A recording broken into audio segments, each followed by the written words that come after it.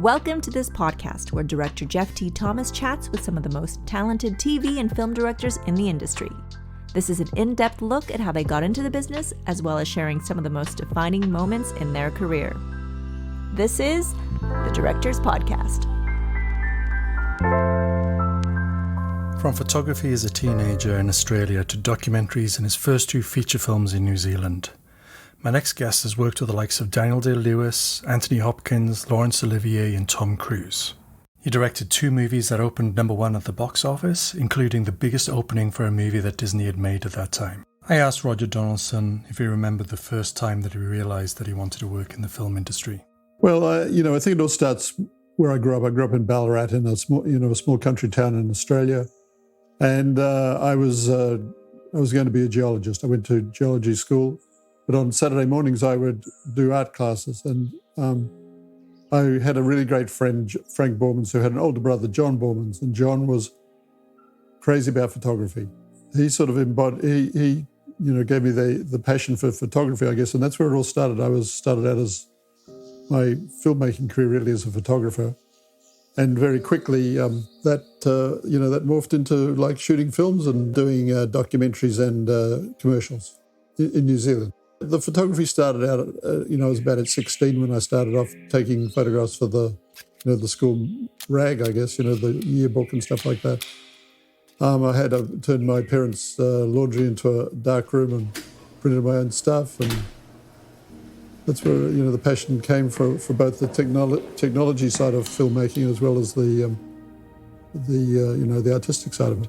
I was 19 when I moved to New Zealand, and I really reinvented myself when I went to New Zealand. I became a filmmaker and a film photographer, and turned my back on geology, and my life was changed there forever. And what made you discover film in the first place? Well, pretty soon after discovering photography, I saw the connection between photography and shooting commercials. Really, I was doing fashion photography and photojournalism and a bit of everything.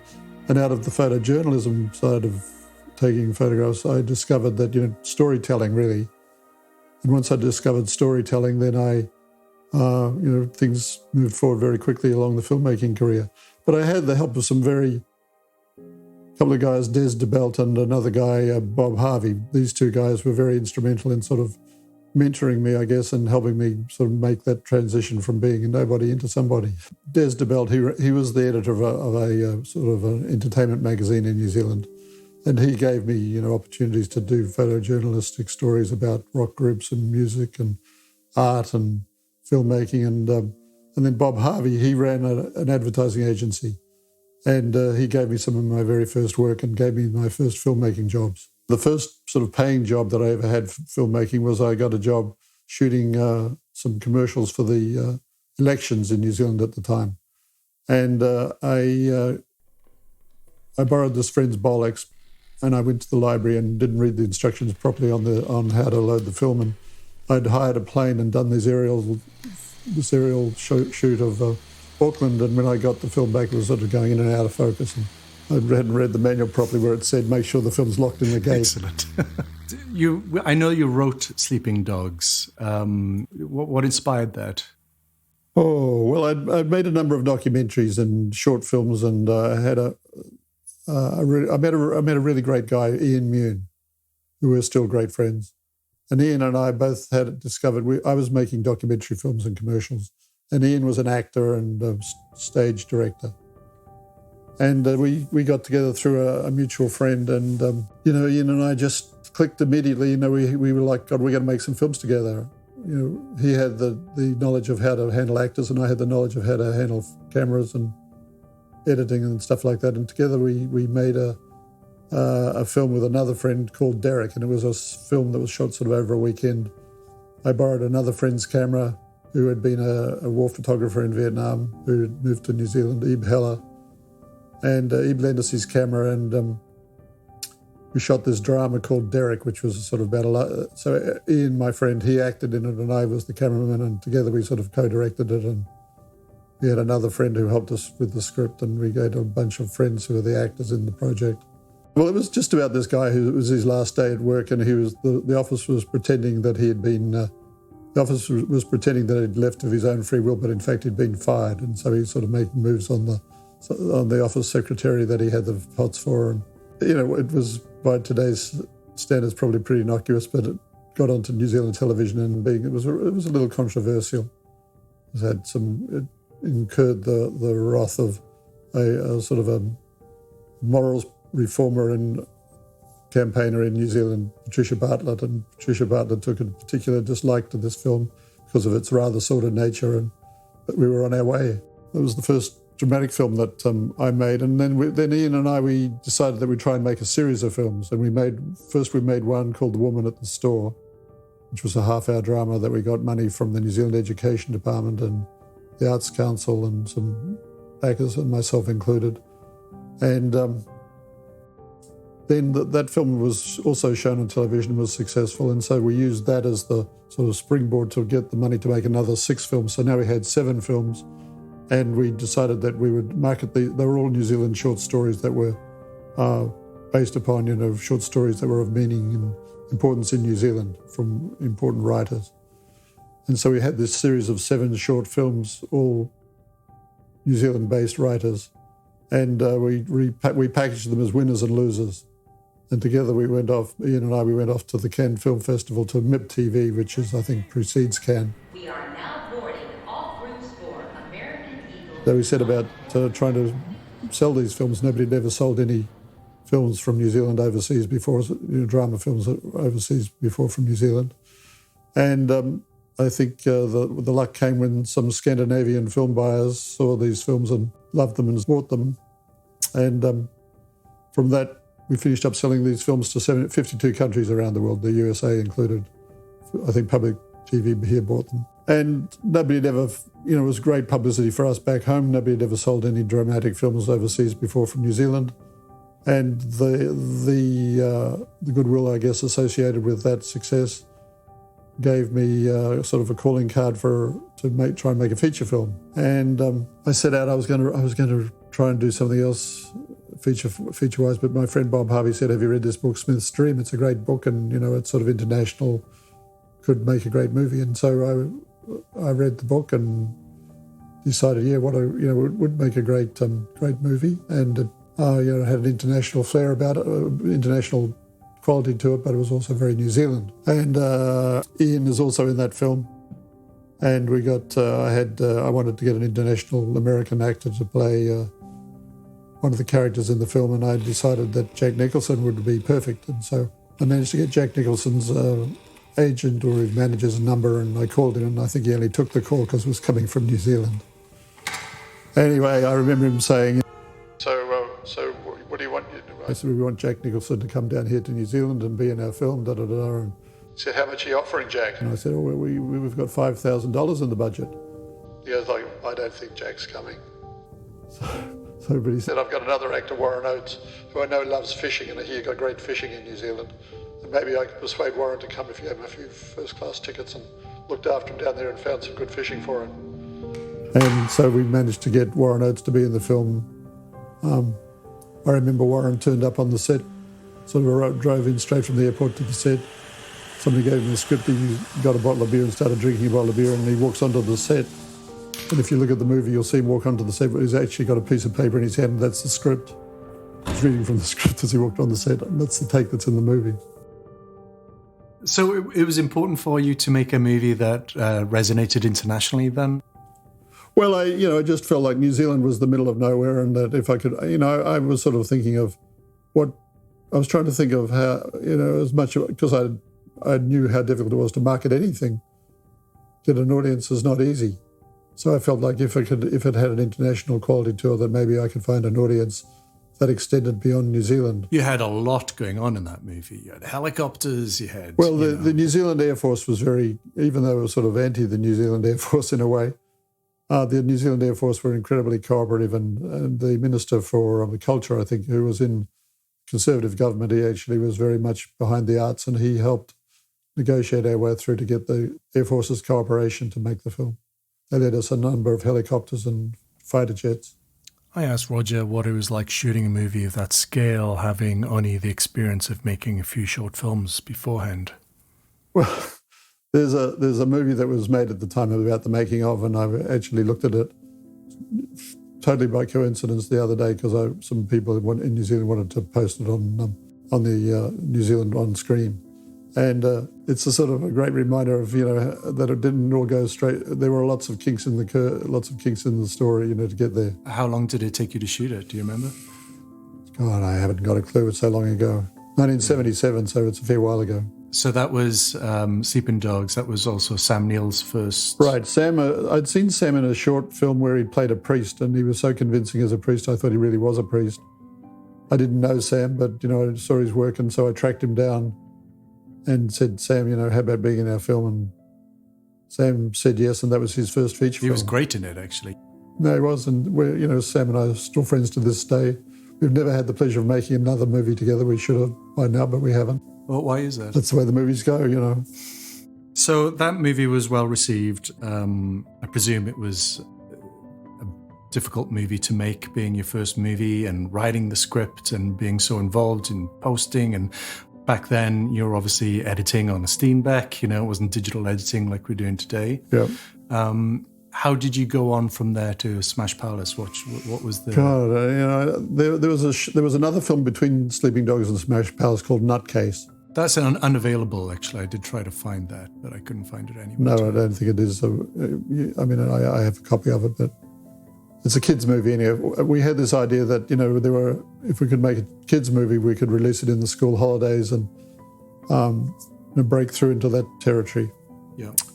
And what I was talking about was that all of these films, these early films I made, had every other filmmaker that has ever hit the international stage that came from New Zealand as part of it. People like Jeff Murphy and Sam Pillsbury and Stuart Dryber, people like that who went on to make international names for themselves were part of these films. So like Jeff Murphy, who was a great film director who unfortunately died a year or two ago. Jeff, he did all the visual special effects and came up with ways to make the guns for Sleeping Dogs and the bombs and the... So you made the guns for Sleeping Yeah, Dogs? you couldn't... There were no guns in New Zealand. And what did he make them out of? Wood. And made them look like they were firing bullets out with match heads. Wow, that's amazing. So you had but you have explosions, so you had pyrotechnics in New Zealand?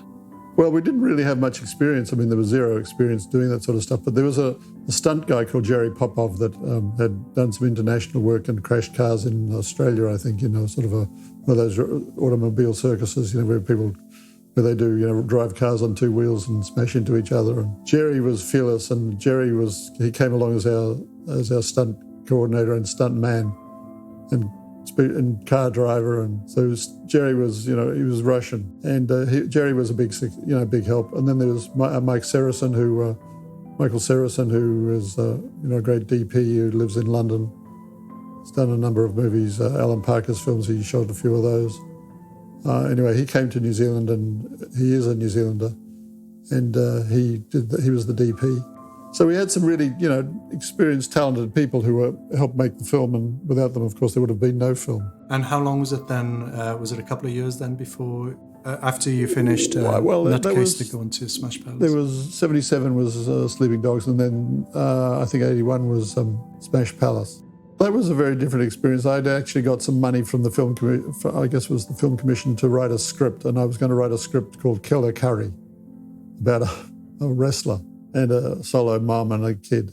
And for the life of me, I couldn't get this story to gel. Every idea I had didn't seem to be good enough. Anyway, I remember I went to England, and I was sort of took a break, and I was going to find a little sort of perfect place by the sea to sit down and write this script. And I remember I was in a cafe one day, and there was a newspaper heading said "Boy 5 in gun siege," and I thought, God, I suddenly got a totally different idea about what I wanted a film to be about. And I finished up. I wrote Smash Palace, and that film really did click with the international audience, especially with the critics.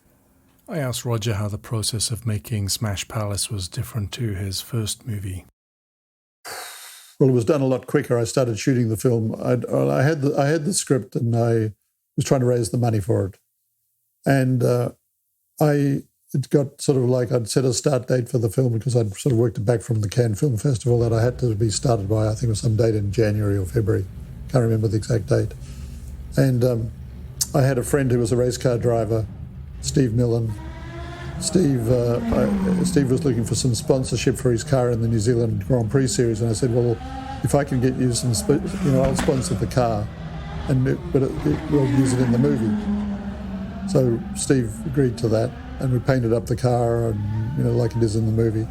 And he ran in the New Zealand Grand Prix series, and we shot those races, and however he did in the races was going to be where we would put him in the movie. Anyway, we had this, I remember at the Pukekohe racetrack, we had an afternoon sort of pop the champagne and announced that we were going to make this film and going to sponsor Steve for the Grand Prix series. And I knew I had enough money of my own to shoot for 1 week. I don't know, I can't believe I had the nerve of looking back on it, but I called up everybody who was, on the cusp of being involved and said, listen, you're the last one in. We're going to make this movie if you've put your money in and I've put my money in and everybody else is in if you're in. And I said this to everybody. Nobody let me down. So we got the money together to make the film. We started shooting on time and we had the film completed and at the Cannes Film Festival in May of that year. It was too late to get into competition. So it was in the marketplace. And I remember the first screening there were, like half a dozen people. The next screening there was like nearly a full house. Third screening, people fighting to try and get into the theatre. And then a couple of US critics, Roger Ebert in particular, and Kathleen Carroll, I think her name was, and then a number of these US critics saw the film and sort of talked amongst themselves and spread the word. And the film, just took off from that sort of groundswell of support from these American critics. Did it get distribution in America as well? Yeah. Right. Atlantic Releasing. I had a number of offers and I went with Atlantic Releasing, who unfortunately were not the greatest people to go with. And the film, I think, didn't really get the release it should have, but it opened at the Paris Theatre in New York, and it was in the Museum of Modern Art, I believe, had it in their series. And so it got it internationally distributed. I mean, it was internationally distributed, but it was distributed through the art house cinemas of America. Wow. So suddenly you're still in New Zealand, but you have a movie. Yes. So then people who had seen the film in America and always looking for the next sort of hot shot in town, I guess, started calling me. They'd get the time wrong and be in the middle of the night in New Zealand, and I'd get a call from America saying, I've just seen your film, and oh my God, you've got to come here and make some films for us. I've met some people like from Orion Pictures in Australia at a film conference. And they had, indicated that I should try and make my way over here. But it was Richard Zanuck and David Brown, who the producers, who had a project called A Shattered Silence, and they were looking for a director. And I liked the script, and they were heavyweight producers. They had a deal at Fox, so they brought me over to the States. But no sooner had I got here, I was working on the script with Abby Mann, who'd written Judgment at Nuremberg, and so it was some heavyweight people involved in this project. But no sooner had I got here and sold up everything and packed up my bags from New Zealand and come over here, then the movie went into turnaround at Fox. So there was no movie suddenly. And then I had the good fortune to meet Ed Pressman.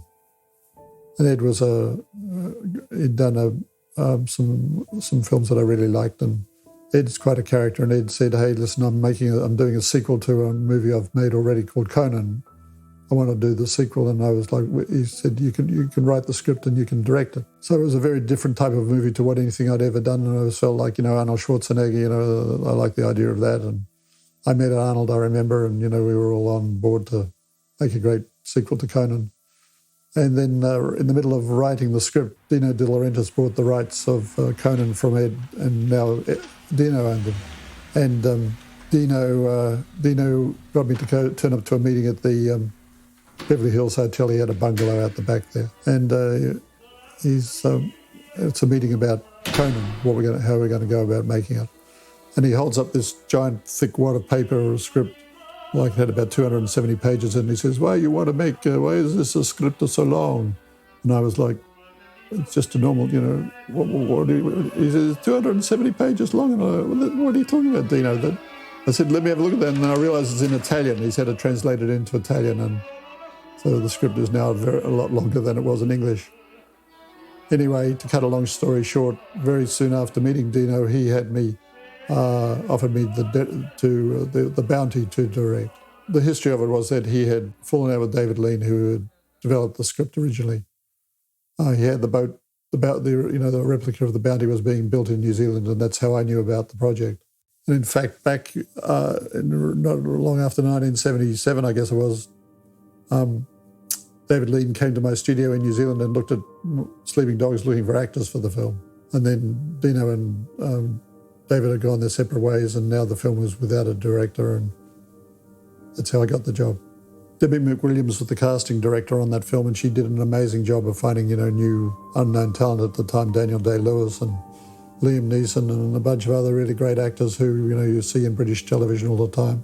When I came on board, Anthony Hopkins was associated with it, but the rest of the cast was not in place. And what was that? I mean, the scale of that movie in comparison to... Well, it was a very different sort of filmmaking to anything I'd ever done. The film was based in England and I was hired in America, so we moved over to London, working out of Twickenham Studios. And, Dino would do things like... Dino was based in New York, and I remember one day, early in the morning, he calls up and says, Roger, come, we're going to have a script meeting today in New York. And I go, today? And he goes, yeah, you catch the Concorde, you fly over for the meeting, and you can be back at work this afternoon. And that's what happened. Well, of all the producers I think I've ever worked with, that Dino was the most sort of, in that sort of legendary sort of place of, one of those great producers who got many, many films made and had a larger-than-life sort of quality and personality about him. Even though he wasn't a very big guy, he was a giant personality. From New Zealand to Los Angeles, to prepping with David Lean's crew in London and taking day trips to New York City. As production was about to begin, Roger now found himself en route to Tahiti and also back to New Zealand. So the Bounty, was filmed in London and in 10 weeks in Tahiti, and then I was fated to shoot some of it in New Zealand. And so, some of the filming got done in New Zealand, and many of the people on the crew were from New Zealand. People like John Mahaffey, who I think he was a focus puller at the time. Now John's like one of the biggest second unit directors out there doing, Marvel movies now. Those are the sort of people that we had on the crew back in the 70s. Yeah. And, you were hired to do this. The production was already underway. Did you get to pick a lot of your crew? Or? Well, the production really wasn't really underway. It sort of, they talked about it and they were fighting about the length of the script, and they had, what I came on to do was really start again. So did you get rid of some of David Lean's crew and bring some of your own on, or? No, I wasn't into getting rid of anybody, really. I was, Bernie Williams was the line producer, and Bernie I think he was associated with it from the start. And where did you start? Did you start in the studio in Twickenham and then go to Tahiti and then... Oh, good question. I think we started in Tahiti, I think. Now, that segment of the movie where the Bounty arrives in Tahiti and they all come together and a big portion of the movie takes place there. First of all, you're shooting on a boat. You're shooting... I've been to Tahiti. It's an incredible place. What was that experience like? You've got Daniel Day-Lewis, you've got Anthony Hopkins. Well, it was a great cast and a great bunch of, really talented actors. And I had, I think if ever I could claim I had a talent, it was for getting good people in my movies, and obviously having an eye for people who were going to be talented stars. And one of the other things I felt like I sort of knew my way around was making sure that nobody got confused with anybody else, that each actor was very defined in their own sort of qualities about their looks and style of acting, and so they, nobody got confused with anybody in what was a large cast. But Tahiti was really tough going because it was very hot. It was, working in the tropics, and half the crew would sort of, want to go tropo and disappear with the girls, and it was pretty challenging. How were the actors? Obviously, Daniel Day-Lewis was very new to film at the time. Mel Gibson, how were they back then? Were they in good spirits? Or? The one thing about, actors, whether they're famous or not famous, is they always are trying hard. And, if they're in an environment where they feel like their work's appreciated, they'll work damn hard and give it everything because they want it to be as successful as you do. And I think for me, to get involved with this, really great crew as well as really great actors, was a total eye-opener for me. If anyone listening hasn't watched this movie and needs inspiration of whether they should watch it or not, I would say check out the scene where they land in Tahiti, and I guarantee you'll watch the rest. No, I mean, it was big-scale movie making, and I hadn't done anything remotely like this before, and not too much since, really. Maybe 13 Days and Dante's Peak was movies on that scale, but, it was epic-scale filmmaking. And as such, it was enormously challenging but rewarding to do. Yeah. Well, just imagine that boat resetting the Bounty. Did you have it on tracks, or was it sailing? Was it motored? Well, it was sailing, and, it wasn't like today where you could digitally remove stuff that you didn't like. Now you wouldn't care if there were other boats on the horizon or whatever, but, when we went out to shoot at sea, we had to make sure there were no other boats in sight anywhere. And we'd get the boat sailing, we'd suddenly be 100 miles away from Tahiti, and we'd have to beat it back into the wind, and everybody be seasick. And so that must have been quite a large schedule. It was I think the shoot was 120 days. Wow, that's really big. And did you have a big second unit crew? Not really. No, I'm a bit of a sort of do-it-all myself. I don't really take too much to second unit crews. Shooting what did you shoot in New Zealand compared to Tahiti? We did the storm. There's some storm sequence going around Cape Horn, and then I think there's some sequences of leaving England. There's a scene at a wharf where they're loading up stuff, and then there's this. We took the boat off the coast of New Zealand into rough weather and filmed it, and then we also did. We built a giant set with dump tanks and loading, tons of water go down onto the deck of the ship and creating a storm. All the set stuff, like the ship below decks was sets at Twickenham on giant sort of single gimbals, so that you could get 100 guys around the set, and you can move it, make it feel like it was a ship moving. Obviously, there you have those days where you've got the incredibly difficult physical things that you have to get by, like the hundreds of people or the extras or the boat and the water or the weather or something. But what was it like the morning you woke up and you thought, right, today I have a scene with Laurence Olivier and Anthony Hopkins. And Laurence Olivier is an actor who's won 4 Oscars. He's won, 2 British Academy Awards, God knows how many Emmys and all the rest of it. What? I know. Well, in fact, one of the very first scenes I think we shot was with Laurence Olivier, and I do remember being nervous at the reputation of this amazing actor. And we're going to do a take. We've rehearsed it up, and we're going to do a take. And Lord, I think he was then, really, Lord Laurence Olivier. Anyway, I get the camera rolling in action, and Olivier picks up the script and starts reading the script, and I go, obviously he doesn't realise we're doing a take. He thinks, it's just another rehearsal. So I go, okay, this time there's film in the camera, we're doing a take, and action. And he does the same thing, and I go, whoa. So Laurence, you can't read the script, we're shooting a film here. And he goes, well, how the hell am I going to remember the script then? I go, oh my God. So then we finished up. We finished up with big giant cards with the sentences on it, running them behind the camera. I mean, as somebody who's never had a good memory myself for remembering script dialogue, I totally sympathised with him. But it was a challenge those first days. But how does he go from being this incredible theatre actor, where he must know, 2 hours, 3 hours worth of material? Well, I think probably, if you look at the chronology of his work, it was probably when he did The Bounty, was probably near the end of his career. I mean, my memory of him was he was probably in his early 80s, maybe. And Anthony and him, they also were at the National Theatre together. So was there a camaraderie between the two of them?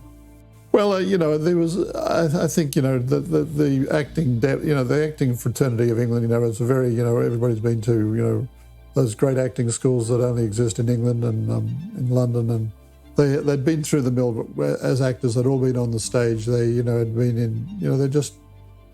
You're not going to get better actors than you can find out of, those acting schools. Did you have any friction of you being, a director of these 2 smaller movies? You've read the books, haven't you? Well, Tony and I, it's no secret, and I can say this because Tony and I did another movie that, we had the complete opposite relationship. But the captain, my inexperience led me to not understand that Tony's, hostility as playing the part of William Bligh was not necessarily directed at me personally. It was just directed at the part. And so Tony became, very, from my perspective, difficult to deal with as he got into more and more into the movie, and it became the character of Bligh became more and more tormented.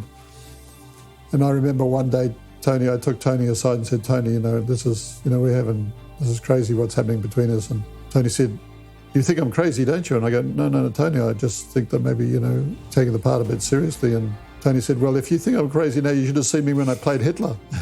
And at that point, I did click. Oh my God, this is not directed at me. This is this is why he's so good, and this is why he's such a brilliant actor. Is because he really does become the part, and he really did become William Bligh. And it was, I'd realised how much effort he put into it as the time went on. I have to say, everybody was just a 10 in that movie. Some of the scenes you have down in the below in the ship where you've got Daniel Day-Lewis, Mel Gibson, and Anthony, and they're all going at each other. I mean, right? No, it's a film. What was that like to direct a scene like that? Would you direct them individually? Would you have a collective experience? Well, one of the things that I like to do is I like to, sort of get into the space where it's going to be, and you don't really ever get a chance to do much rehearsals before you're on the set, but I like to clear out everybody off the set, excepting the actors, and run the scene and sort of build it up, and but leave a bit for once the cameras are rolling, and that's pretty much how I work. A lot of takes, or just as many as it takes. Oh, I can do. Well, in my mind, I always do what's necessary, but I have been accused of doing too many takes. Okay, sometimes you need to. Well, and when I look at what I do print and what I use, finally, it's either the last take or the first take. Right. Okay. So I do sort of I do feel my judgment on what's good and what's not good is pretty accurate. I'm just imagining directing those actors in that scene. Do you do it the way that everybody else does it? Is it like, you block the scene first, you do a reading of the scene first? Yeah, what's your sort of build it up and up and up until you've got a performance. Yeah. And do you find that when you're working with actors on that caliber, they're delivering at 100% when they're off camera as well as on, or does it? Yeah, I change? think so. I don't think I've ever really worked with anybody where the actors off camera were not prepared to be sort of giving an on-camera performance to help the actor who is on camera. But I also, listen, I make it clear right from the very beginning of any movie how much I sort of respect the actor's input, because the movie's only going to be as good as the acting that's in the movie. And if you haven't got the commitment of the actor to the part, you're going to fail before you even put any films through the camera. Now, this was a movie that you didn't write. Did a lot of the script change while you were filming it? The script was written by Robert Bolt, and that was what we started with was this Robert Bolt script. But the Robert Bolt script was, had a lot of things in it that were not in the film or are in the film. So it was an uncredited rewrite. So you rewrote some of Me and another writer, yeah. And how were the actors? Did they have a lot of or some input in some of that stuff? Well, I mean, it's so long ago. But all I know is that some of the best stuff in my movies has always come from the actor's input. And if the actor has an idea and it's a good idea, then it's a really great idea, because I'm not going to turn down a good idea. You're shooting for how many days? 120 days. 120 days. You're editing for how long? What was that process like? It seemed like it all went on forever. I mean, there was a lot of film that got shot, and I was enjoying. We cut the film and posted the film in London, so I had a great time living in London. And then Dino got me to do another film for him called Marie, with Sissy Spacek, and that was going to be shot in North Carolina, and so we moved to North Carolina and lived there for a year. Finally, it was time for The Bounty to be released, and I asked Roger, having made such a big movie, what were the expectations like? All I remember was going down to the dome, the Cinerama Dome, and there was a line that sort of went down the corner and around the block and around the next corner, and I was like, "God, this is going to be a giant hit." But I think they sort of didn't really get behind it enough, or didn't promote it enough, or something. It didn't live up to what its expectations were at the beginning. And what was that like for you at that time? Well, it was a bit of a reality check, I guess. And it's, sometimes movies are they get more appreciated as they get older. And I think The Bounty is one of those movies of mine that people, as the sort of, the actors that are in the film have become superstars, the movie has sort of gained a sort of reputation. It's better than it had when it came out. You look back at classic movies, Ridley Scott's been through this, all the great filmmakers have been through this. I think anybody who has made one of the few movies has sort of, what happens the day it comes out is so dependent on, with the weather, the publicity budget, the advertising budget, what's the competition, there's so many factors that affect how a movie's release goes. But, as time goes by and everybody gets to see it and, then the movie has finds its own sort of equilibrium.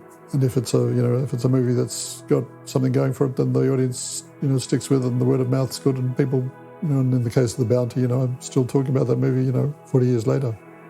Well, I thought it was an excellent movie. Thank you. As your others. So that's a great point to end part one there.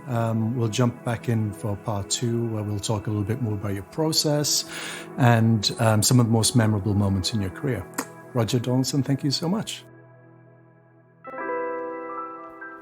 Thanks for listening. If you enjoyed the show, I'm not going to ask you to give it a 5-star review or for you to subscribe, and there is no Patreon site. I created this show to help people who don't have mentors or role models, people who want to work in the film industry but don't know which path they should take. So if you know someone who might like or benefit from the show, all I'm asking is for you to share it with them. And who knows, maybe one day you'll be listening to their story.